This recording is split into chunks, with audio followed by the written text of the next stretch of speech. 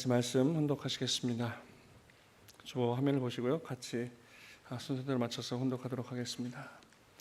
세상의 부모들도 자녀의 탄생을 축하하며 그 자녀가 아름답고 건강하게 성장하여 축복받는 생활을 하기를 염원합니다. 또 잘되기를 빌고 성공하기를 기도합니다. 하물며 천지를 창조하신 하나님의 심정은 어떻겠습니까? 당신은 창조 목적이 있고 이상이 있었습니다. 인간을 창조하기까지 하나님께서는 꿈에 부풀어 흥분해 계셨습니다. 우리가 창세기에서 배웠듯이 하나님께서는 아담 해와에게 모든 권한을 주셨으며 잘 성장해 주기를 기다리셨습니다. 그런데 어떻게 됐습니까? 아담 해와의 실수는 엄청난 인간의 비극이 됐고 하나님에게 한의 역사를 심어 놓았습니다. 그러한 인간을 버리지 못하시고 잃어버린 자식을 찾아 헤매시는 하늘이 심정이 어땠을까요? 여러분은 한순간이라도 그렇게 마음 아파해 본 적이 있습니까? 타락한 인간을 계몽해 나오시는 탄감복귀 섭리 역사는 비참했습니다. 한해의 역사였습니다. 무지한 인간을 계몽하여 단계적으로 나라의 기준까지 성장시키기 위해 수고의 노정이 있었습니다. 여러분은 말씀과 성경을 통해서 이스라엘 민족을 통한 선민의 4,000년 역사를 알고 있습니다. 40년도 아니고 400년도 아닌 4,000년입니다. 만왕의 왕이시며 천주의 주인이신 하나님께서 어떻게 그렇게 굴욕적인 한해 섭리 역사를 찾아 나올 수밖에 없었는가 하는 것을 생각하게 됩니다. 지금으로부터 2000년 전 하나님의 타락하지 않은 혈족 메시아 독생자 예수 그리스도를 보내셨습니다. 예수 그리스도를 보내기까지 하나님이 얼마나 많은 순환과 수고와 안타까운 한해 역사를 거쳤는지 그 심정과 또 이러한 의문을 가지고 하나님을 위로한 적이 있습니까? 그렇게 고대하며 탄생시킨 독생자 앞에 십자가가 웬 말입니까? 그렇게 4,000년이나 걸려서 탄생된 예수 그리스도가 왜 100년도 못 살고 33세에 돌아가야만 했을까요? 인간의 실수가 또 한 번 하나님의 가슴에 한이 되었습니다. 2014년도 크리스마스 집회 때 어머니께서 주신 말씀이었습니다. 식구 여러분 안녕하십니까? 오늘 말씀해 주시는 나는 왜 뜻길을 가는가? 라는 주제를 잡아봤습니다. 우리는 시간이라고 하는 그런 테두리 안에 살아가고 있습니다. 시간은 어떤 보이는 그런 어떤 것들이 아니라 우리에게 주어지고 우리가 살아가는데 우리의 삶에 또 인생에 또 이 모든 이 피조 세계가 돌아가는 그런 어떤 기준이 되지 않나 생각이 되어집니다. 이런 시간 속에 살다 보니까 저도 요즘 많이 느끼는 것이 이제 우리도 시간이 흐르고 나이가 들어가고 있구나라는 그런 개념을 좀 갖게 되는 것 같습니다. 그리고 우리 임영웅 가수의 그 노래 가사에도 우리는 늙어가는 것이 아니라 우리는 조금씩 익어가는 겁니다라고 하는 가사를 보면서 좀 많은 위로를 얻게 됐습니다. 나도 이제 항상 그런 젊은인 줄 알았는데 이제 나이가 들어가고 있구나라고 하는 생각을 갖는 찰나에 그 노래를 들으니까 뭔가 더 성숙되어지고 더 익어가는 그런 우리가 되는 것 같다라고 하는 위로를 받게 됐습니다. 그래서 우리는 이 시간이라고 하는 것을 어떻게 우리가 더불어서 잘 살아갈 것인가.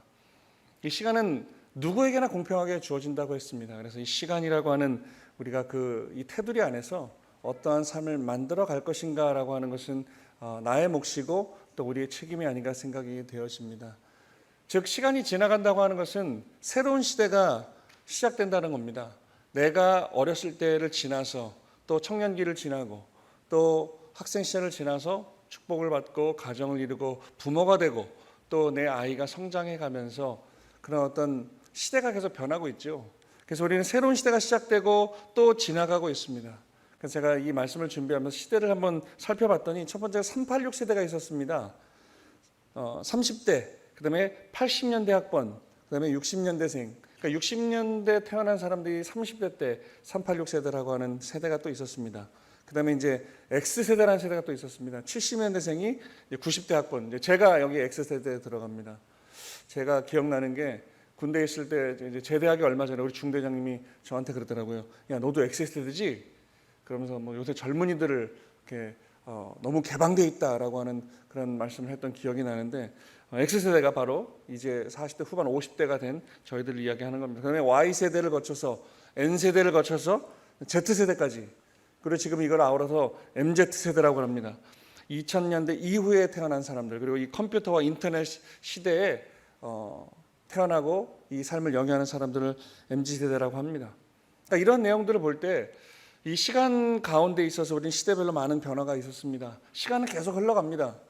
근데 제가 얼마 전에 우리 딸하고 아들하고 얘기를 하다가 제가 물어봤습니다. 요새 이슈가 되는 게 꼰대다. 나이가 들으면 이제 40대, 50대 성학생 자녀를 둔 부모님이나 아니면 대학생 자녀를 둔 부모님이 점점 꼰대라는 소리를 듣습니다. 우리 권수구 목사님하고도 저랑 얘기하다가 우리 뭐 이런 얘기를 해도 되는지 모르겠지만 권수 목사님이 지난주에 아들이 군대에 있는데 면회를 갔다 오셨습니다. 근데 이제 그 딸내미들한테 동생들한테 야 오빠 면회 같이 가자 그랬더니 거길 내가 왜 가요? 그랬더니 안 간다고 좀 투덜거리더라는 거예요. 그래서 이 권수구 목사님은 이해가 안 되더라는 겁니다. 아니 니네 오빠가 정말 군대 가서 고생하는데 한번 면회 가는데 그걸 안 가냐고 해서 이 딸들하고 티격태격했다고. 그래서 아빠는 꼰대다라는 소리를 들었다고 저한테 하소연을 하시더라고요. 근데 가만히 생각해 보니까 우리가 젊었을 때는 학생이었고 축복받고 자녀를 낳고 키우고 공직을 하고 30대를 거쳐서 40대가 되고 이제 50이 됐는데요. 가만히 생각해보니까 저는 꼰대가 된 적이 없었거든요. 저는 제가 꼰대라고 생각하지 않습니다. 근데 우리 아이들은 아빠는 꼰대라고 이야기합니다. 근데 그 내용을 이 설교를 준비하면서 생각해 보니까 여기 계신 모든 우리 선배님들이나 또 뭐 저를 포함한 우리 부모님들은 우리는 꼰대인 적이 없다는 결론을 내리게 됐습니다. 그냥 내가 태어나고 내가 살아가는 그 이 삶 가운데 주어진 시간 안에 나는 그 시간에 살고 있는 것이지 지금 젊은이들은 우리와 다른 시간 안에서 다른 세대라고 하는 공간 안에서 살 뿐이지 저는 젊었을 때는 학생이었고 지금 부모가 돼서 꼰대가 된 적이 없습니다. 마찬가지로 지금 여기 젊은 학생들도 계시지만 학생들도 30이 될 거고 축복받고 자녀가 부모가 될 것이고 또 40이 되고 아마 50이 될 겁니다. 60이 될 거고 70이 돼서 나이가 들어갈 겁니다. 하지만 우리는 꼰대인 적이 없습니다. 그냥 우리는 나의 시간 안에서 나의 세대 안에서 살아갈 뿐이지 그다음에 우리 선배님들 70 넘으시고 80 되신 우리 부모님 세대 그분들도 초창기 때 참 부모님을 만나서 정말 그 시대적 상황이 힘들고 어려운 그런 공간 가운데 시간 가운데 살아오셨을 뿐이지 우리 부모님 세대는 꼰대인 적이 없었고 늘 우리를 사랑으로 길러주시고 이끌어주신 부모님이었습니다. 그래서 우리가 이 시대라고 하는 것 시대는 계속 시간은 흘러가지만 세대는 변한다고 하죠. 하지만 내가 태어나고 시간이 지났다고 해서 내가 변하는 것이 아니라 내가 탑승해 있는 이 편승해 있는 시간은 계속 가고 새로운 시대들도 내가 태어나는 순간 그 세대라고 하는 시간의 이 카테고리 안에 탑승하면서 계속 진행이 되어지는 게 아닌가 생각이 되어집니다. 물론 같은 공간 안에서 같은 시대를 살아가고 있지만 부모님들이 살아가는 시대와 지금 학생들이 살아가는 그 시간이라고 하는 시대는 좀 다르지 않나 생각을 해보게 됩니다. 그래서 아까 말씀드렸듯이 386세대다, X세대다, N세대다, 지금 MZ세대를 지나가고 있지만 그들이 동시간대에 바라보는 그런 환경이 다를 뿐이지 우리는 같은 시간 안에 살아가고 있다. 하지만 시간의 흐름에 따라서 세대가 그리고 사고방식이 변해가고 있다라는 겁니다. 우리는 개미와 배짱이의 이야기를 잘 압니다. 개미는 봄부터 여름을 지나 가을까지 열심히 일을 합니다. 왜냐하면 추운 겨울에 내가 먹을 것을 구할 수 없는 것을 알기 때문에 허리가 끊어질 정도로 열심히 준비를 해가지고 곡식을 비축해 놓죠. 하지만 배짱이는 여름 내내 바이올린을 켜고 노래 부르고 놀다가 겨울이 돼서 먹을 게 없으니 처참한 모습으로 개미를 찾아가서 구걸한다는 그런 이솝과의 옛날의 이야기입니다. 하지만 이 개미와 배짱이가 주는 이 이야기를 통해서 주는 교훈이 있지요. 우리는 열심히 일을 해야 된다. 열심히 준비를 해야 된다라는 교훈이 있습니다. 저는 그렇게 배웠습니다. 초등학교 때 또 중학교를 거치면서 개미와 배짱이 이야기를 이렇게 받아들였는데 오늘날 이 시간에 살아가는 젊은이들은 이 개미와 배짱이의 교훈이 다르게 다가오다는 걸 깨달았다는 거예요. 첫 번째로 개미처럼 열심히 살면 성공하느냐? 아니라는 거죠. 이 시대가 이 상황이 아무리 열심히 해도 성공할 수 없는 시대가 되어버렸다는 거예요. 근데 배짱이처럼 놀기만 하고 즐기기만 하면 굶어 죽는다?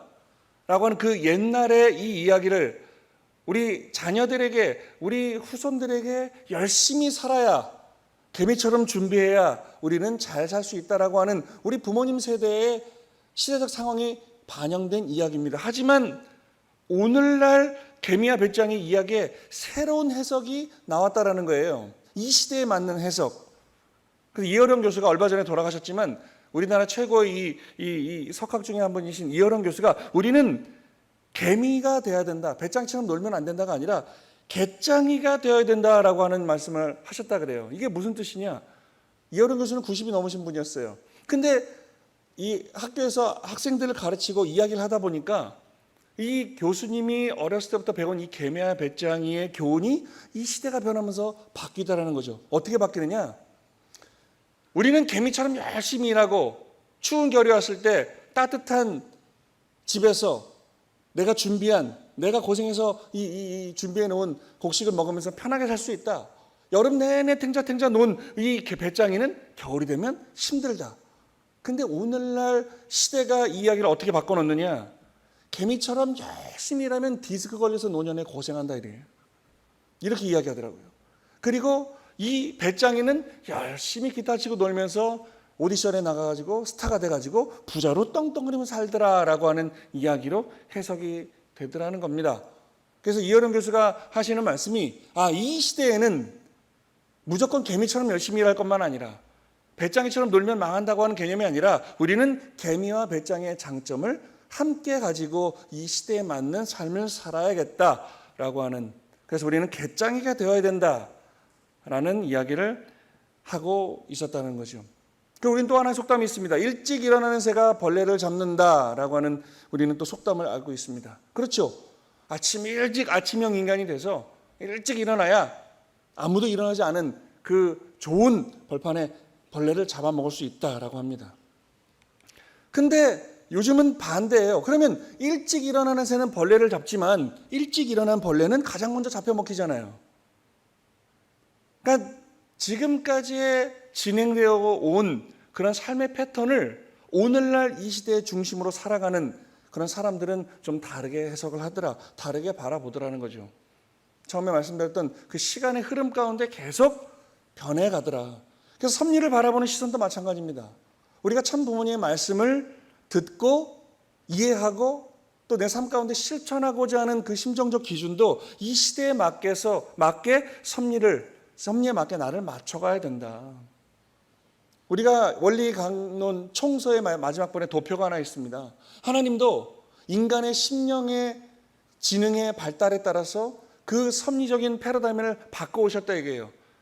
아담 가지고도 실패하니까 10대 1600년 만에 노아를 세워가지고 노아를 통해서 120년 동안 산 꼭대기에 방주를 지어라 라고 명하십니다. 노아는 그거를 묵묵히 실행해 납니다.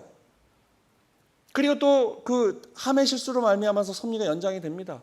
그리고 10대 400년 이후에 아브라함이라는 또 이 중심인물을 세우죠. 그리고 3제물을 드리라고 합니다. 또 실패합니다. 가중된 탕감 조건을 통해서 이삭 번제를 드리게 하고, 또 모세 때는 십계명의 말씀을 주시고, 또 그 이후에 예수님이 메시아로 오셔서 복음의 말씀을 가지고 우리에게 섭리를 진행해 오셨습니다. 예수님이 십자가에 돌아가셨습니다. 왜 돌아가셨습니까? 지금까지 그 모세를 중심한 십계명의 말씀은 하지 말라였어요. 나 이외에 신을 두지 말고 간음하지 말고 남의 걸 탐하지 말고 하지 말아라 그랬습니다. 근데 예수님이라는 사람이 나타나 내가 길이요 진리요 생명이니 내가 하나님의 아들이니, 하나님은 주님이 아니고 우린 종이 아니고 하나님은 우리의 부모이시다라고 하는 말씀을 통해서 바알세불이 접한 자라고 또 이단이라고 칭을 받고 결국에는 십자가에 돌아가실 수밖에 없었다는 이야기입니다. 그리고 나서 2000년이 지나고 다시 오마했던 참 부모님이 이 땅 가운데 오셔서 우리에게 말씀을 주십니다. 예수님도 그러셨습니다. 모세 때는 하지 말아라. 근데 예수님 이후에는 해라, 베풀어라, 주어라, 나눠라, 사랑해라. 계속 수천 년 동안 하지 말아야 될 것만 강조를 받다가 갑자기 뭔가를 하라고 하니까 이해가 안 되는 겁니다. 예수님이 이단처럼 보이는 겁니다.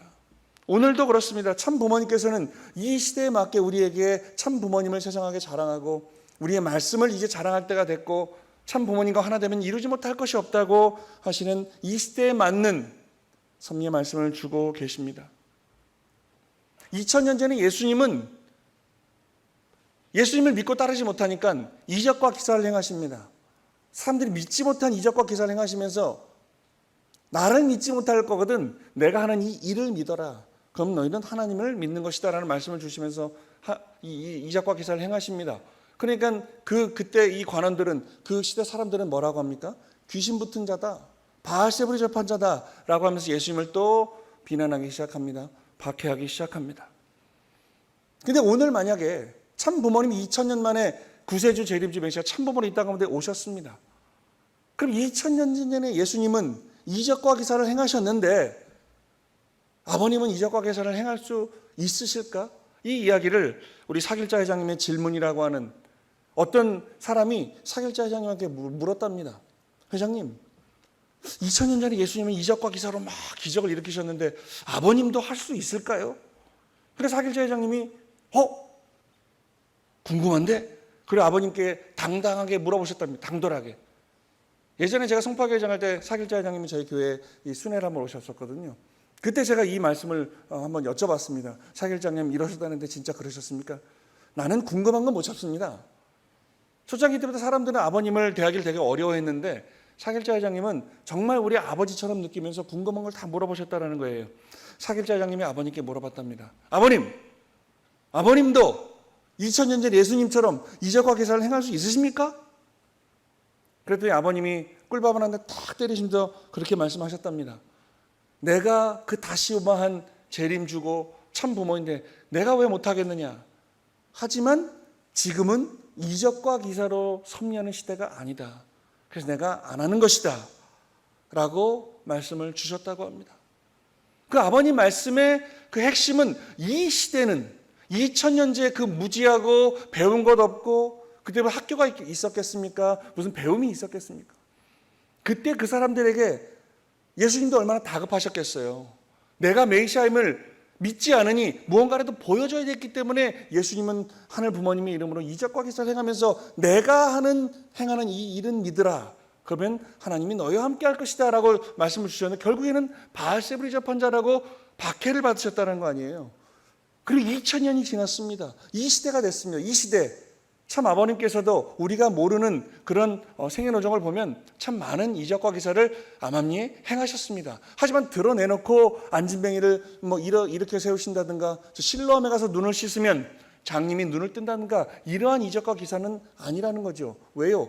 이 시대는 2000년 전의 시대와 달라서 참 부모님 스스로가 무언가를 보여주셔야 되는 말씀을 가지고 새로운 새 진리의 말씀을 가지고 그들을 자연굴복시켜야 되는 이 시대를 아버님은 말씀하고 계셨다는 것입니다.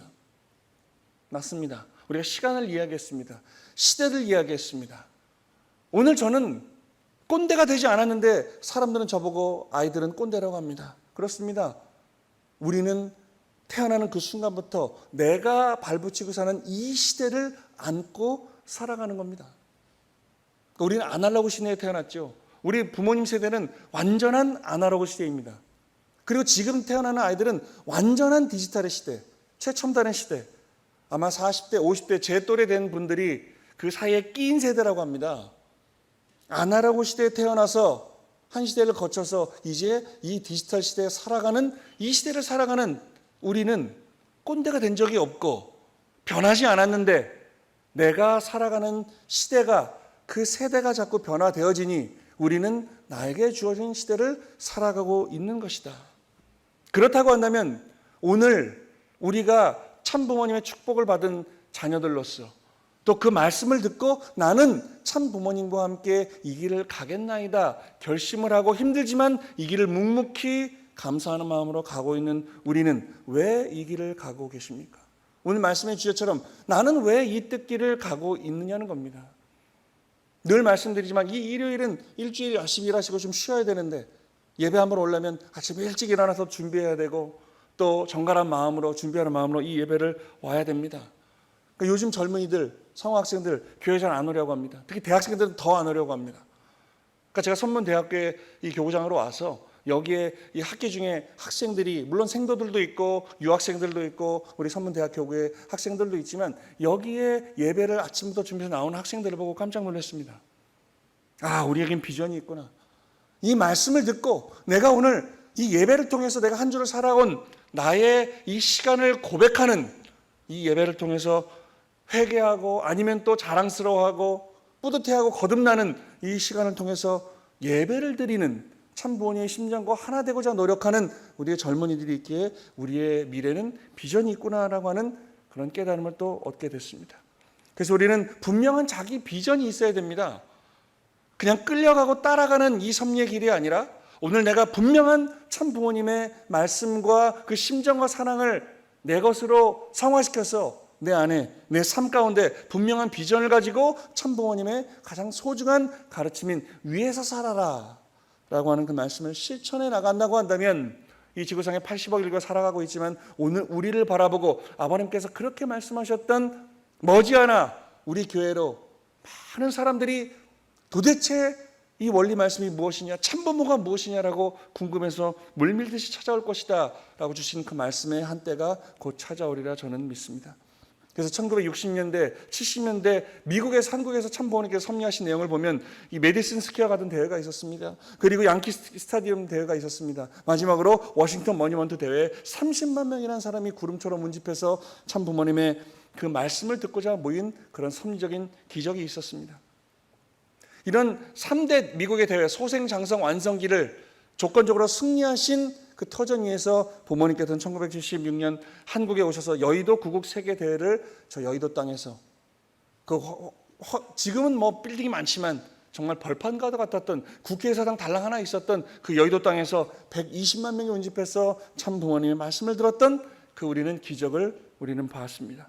이것은 하늘이 주신 위대한 비전에 대한 증거라고 저는 믿습니다. 그 시대 70년대 초중반에 이 대한민국이라는 나라가 어디에 붙어있는지도 모른 정말 전쟁 이후에 가난한 나라에서 참 부모님이 70년대 초반 미국으로 건너가셔가지고 세계 최고 강대국 미국에서 전 이 50개 주를 순회하시면서 내가 이 불붙은 죽어가는 미국 땅을 살리러 불을 끌어온 소방수로 이 땅 가운데 왔다. 하나님의 말씀을 가지고 찾아왔다라고 하는 정말 이 동양에서 찾아온 하나의 목사님이 미국 땅에 큰 센세이션을 일으키시면서 76년도에 타임지지의 이 표지 모델까지 되셨던 그런 우리는 역사를 기억합니다. 부모님께서 경륜하시고 계시는 섭리는 그냥 그런 부모님의 섭리이고 우리는 그냥 따라가는 입장이다 라고 한다면 우리는 계속 비전 없는 망해가는 그런 조직이 될 겁니다. 하지만 오늘 주시는 말씀을 가지고 이 길을 하늘이 주신 소명의 길이라는 확신을 가지고 나아간다면 우리는 반드시 승리할 겁니다. 그 옛날 그 모세가 이스라엘 민족을 이끌고 가나안 땅으로 가기 위해서 광야를 거쳐갈 때 이 이스라엘 민족을 위해서 하늘 부모님은 구름 기둥과 불 기둥으로 그들의 앞길을 밝혀주시며 인도하셨습니다. 이거는 하나의 성경의 이솝 우화 이야기가 아니라는 겁니다. 반드시 하늘 부모님이 이 시대에 그 시대에 맞는 섭리로 우리에게 비전을 보여주셨다고 하는 증거죠. 그리고 참부모님 현현 이후에 연대 이대 사건 54년 50년대 중반을 거치면서 그리고 아까 그 미국의 3대 대회를 거치면서 미국의 프리섹스와 마약으로 쪄들어있던 그 히피들이 아버님의 말씀을 듣고 전도가 되기 시작합니다. 그렇구나, 우리가 이렇게 죽어가서는 안 되겠구나. 이러한 자유는 방종으로 질병으로 패망으로 결론을 맺겠구나. 우리가 저 동양에 오신 레버넌드 문의 말씀을 듣고 저 길을 쫓아가야겠다 라고 하는 하늘 부모님의 인도하심, 기적의 인도하심이 있었기 때문에 오늘 미국 땅을 중심으로 참 부모님께서 34년간의 섭리를 이끄시고 전 세계 200여 개국에 우리가 뿌리를 내리고 있을 수 있는 선교국을 만들었다고 하는 결론을 만들었다는 이야기입니다. 그리고 지금 우리의 이 한국 뿐만 아니라 전 세계 상황을 보면 이 한류라고 하는 우리의 문화가, 이 대한민국의 문화가 한 걸음 더 나아가면 참 부모님이 현현하신 이 섭리적 대한민국의 그 문화가 한 걸음 더 들어가면 참 부모님의 언어와 참 부모님의 섭리적인 그 문화가 중심이 되어가지고 전 세계를 호령하고 있다는 겁니다. 방탄소년단의 세계적인 히트, 그리고 뭐 다 보셨지만 손흥민이라고 하는 이 작은 나라의 축구의 변방국인 이 나라에서 나온 손흥민이라는 청년이 세계 최고의 리그라고 하는 잉글랜드 프리미어리그에서 득점왕을 차지하고 지금 세계 월드클래스라는 칭함을 받고 있는 상황을 보게 됩니다. 불과 몇 년 전만 해도 상상할 수 없었던 일들이, 여기 계신 우리 선배님들이 처음 뜻을 따라 나오실 때 감히 상상할 수 없었던 일들이 지금 우리 앞에 가득하게 펼쳐져 있다는 사실을 보게 됩니다. 우리는 할 수 있다는 겁니다. 세상은 되어지는데 참부모님을 모시고 있는 우리는 왜 못하겠느냐 이거예요.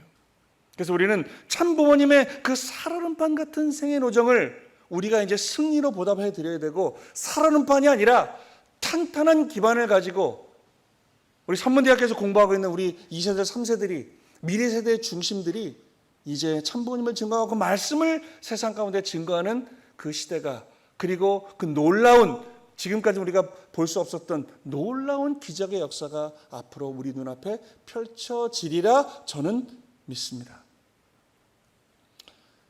이 참부모님의 살얼음판 같은 생의 노정, 제가 왜 이 타이틀을 썼냐면요, 예전에 저희가 카프 학사장을 할 때 한 16, 17년 전일 겁니다. 그러니까 참부모님이 천정국에 입궁하시기 이전에 한남동 시절에 저희가 이제 카프 순서가 돼가지고 한남동 훈독회를 간 적이 있습니다. 거기서 아버님이 뭐 아시겠지만 말씀을 너무 오래 하시는 거예요. 말씀을 한 2시간 넘게 하시니까 어머님이 옆에 계시다가 슥 일어나서 나가시더라고요. 그리고 나서 그때 신주님 깐나내기 때 신주님을 데리고 들어오셔가지고 아버님 말씀 막 하고 계시는데 아버님 보면 턱 안겨드리니까 아버님이 갑자기 말씀을 끊으시고 너무 기뻐하시면서 우리 손주 왔다고 너무 기뻐하시는 거예요. 그러다 갑자기 엄마! 그럼 신주님을 던지시다시피 데려가라고 하면서 주시는 거예요. 그럼 우리는 좀 놀랐습니다. 아니 그렇게 이뻐하시다가 갑자기 던지듯이 그렇게 어머님께 데려가라고 역정을 내시는 모습 보고 우리가 좀 의아했어요. 그러니까 아버님이 설명을 해주시는 거예요. 생각해봐라. 내 눈에 넣어도 아프지 않은 내 손주인데 내가 이렇게 갑자기 너무 이쁜데 갑자기 아버님이 자각하신 거예요. 내가 이렇게 이뻐하면, 메시아가 내 손주님 이렇게 이뻐하면 사탄이 참소해서 또 해코지할까 봐 아버님 갑자기 빨리 데려가라고 하자는 그 말씀을 하시는 아버님의 모습을 보면서 그때 참 숙연해졌습니다. 아버님께서는 정말 메시아로서, 참부모로서 섭리를 경륜하시면서 정말 살얼음판 같은 생애를 살아가시는 분이구나. 내 손주를 마음 놓고 사랑하실 수도 없는 그런 아버님의 안타까운 그 모습을 보면서 우리가 좀 더 열심히 해야겠다라고 결심했던 그 한때가 기억이 났습니다. 그래서 우리는 하늘 부모님, 참 부모님께 보답하는 길이, 이렇게 우리를 위해서 구원의 길을 열어주시고 또 참선한 길을 열어주신 우리 참 부모님께 보답하는 길은 너무 쉽습니다. 절대 신앙, 절대 사랑, 절대 복종의 심정적 자세를 가지고 하루하루를 살아가는 겁니다. 그 말씀에 귀를 기울이고 우리가 참 부모님의 그 모든 말씀의 핵심은 위에서 살아라 라고 하셨다는 것처럼 우리는 위에서 내가 가진 것을 좀 더 옆에 있는 내 형제에게, 내 좀 더 어려운 사람에게 나눠줄 수 있을 때 우리는 기적을 만들 수 있는 심정적 기반을 만들어갈 수 있다 저는 믿습니다. 그 결과 우리는 하늘 부모님께서, 참 부모님께서 주시는 섭리적 사명을 완수할 수 있는 우리가 될 수 있지 않나 생각이 되어집니다. 원리강론의 총서의 가장 첫 번째 구절이 이겁니다. 인간은 누구나 불행을 물리치고 행복을 찾아 몸부림치고 있다. 우리는 행복하고 싶은 사람들입니다. 모든 사람은 행복하고 싶습니다. 윤택하고 싶고 재밌고 즐겁고 기쁘고 싶습니다. 맞습니다. 오늘 우리가 참부모님을 만나서 이 6천년간 적그러진 세상을 다시 원래대로 돌려놓고자 기쁨의 자리로 돌려놔야 되기 때문에 그 돌려놓고 있는 과정이 조금 힘들 뿐이지 우리가 가는 이 뜻길은, 섭리의 길은 결국에는 기쁨과 희망과 비전을 바라보고 가는 길이라는 사실임을 잊지 않으셨으면 좋겠습니다. 때로는 우리가 힘들고 때로는 섭리적 책임감 때문에 어깨가 무거울 수 있으나 오늘 나의 어깨에 지어진 이 섭리적 책임만 다하고 나면 우리는 그 어떠한 인류의 역사에 맛보지 못한 참다운 행복, 하늘 부모님께서 태초에 이 피조세계를 지으시기 이전부터 기쁨의 한날을 바라보시면서 구상하셨던 그 참 부모님의, 또 하늘 부모님의 그 비전을 가질 수 있는 우리가 될 수 있지 않나. 그래서 우리는 지금 힘든 길을 가고 있으나 때로는 우리는 기쁜 사람들입니다. 행복한 사람들입니다. 오늘 본문 말씀에 나와 있는 이야기입니다. 세상의 부모들도 자녀의 탄생을 축하하며 그 자녀가 아름답고 건강하게 성장하여 축복받는 생활하기를 염원합니다. 또 잘되기를 빌고 성공하기를 기도합니다. 하물며 천지를 창조하신 하나님의 심정은 어떻겠습니까? 당신의 창조 목적이 있고 이상이 있었습니다. 기쁘시기 위했던 거죠. 참다한 행복을 우리에게 주시기 위하셨던 것이죠. 인간을 창조하기까지 하나님께서는 꿈에 부풀어 흥분해 계셨습니다. 결국에 하늘 보니 우리를 왜 창조하셨냐, 우리를 왜 빚으셨느냐, 기쁘시기 위함이었습니다. 행복하시기 위함이었습니다. 그럼 여기서 저는 우리 식구님들에게 묻습니다. 그럼 진짜 행복하십니까? 내가 축복 가정이면 행복하십니까? 내가 오늘 예배를 드릴 수 있으면 행복하십니까? 섭리의 참주인, 승리하는 삶을 위해서 우리는 신앙의 가장 기본으로 초심으로 돌아가서 절대신앙, 절대사랑, 절대복종으로 하늘 부모님 앞에, 참 부모님 앞에 효도하는 삶을 살아야 된다고 가르침을 주신 참 부모님의 말씀처럼 우리는 한 걸음 한 걸음 기쁘기 위해서 살아가는 우리가 됐으면 좋겠습니다. 학생들이 공부하는 이유도 있습니다. 내가 공부해서 좋은 대학에 가서 성공해서 또 좋은 이 월급을 많이 받는, 결국은 내가 좋은 집에서 행복한 가정을 꾸리고 윤택한 삶을 살기 위해서 지금 공부하는 거거든요. 힘들지만 참고 견뎌내는 거거든요. 맞습니다. 오늘 섭리를 살아가는 우리 축복 가정들은 지금 당장 이 복귀 섭리 노정 가운데, 이 천일국의 안착의 노정 가운데 그거를 이루어야 되기 때문에 조금은 힘들고 좀 어렵지만은 우리가 참고 견디고 인내해서 앞으로 전진해 나아갔을 때 우리는 승리할 수 있는 그런 참부모님의 축복을 받은 사람들이다. 하늘 부모님의, 물론 모든 80억 인류가 다 하늘 부모님의 자녀지만 이 잃어버린 세계와 자녀들을 복귀해야 되는 이 도상 가운데 하늘 부모님이 믿으실 수 있는 분들이 바로 우리들이다라고 하는 자부심을 갖고 하루하루를 살아가시는 자랑스러운 여러분들이 됐으면 좋겠습니다. 여러분, 우리 서로 격려하고 위로하고 아껴주고 사랑하고 하나 되는 자랑스러운 참 부모님의 참된 자녀들이 되시기를 바라겠습니다. 기도하겠습니다.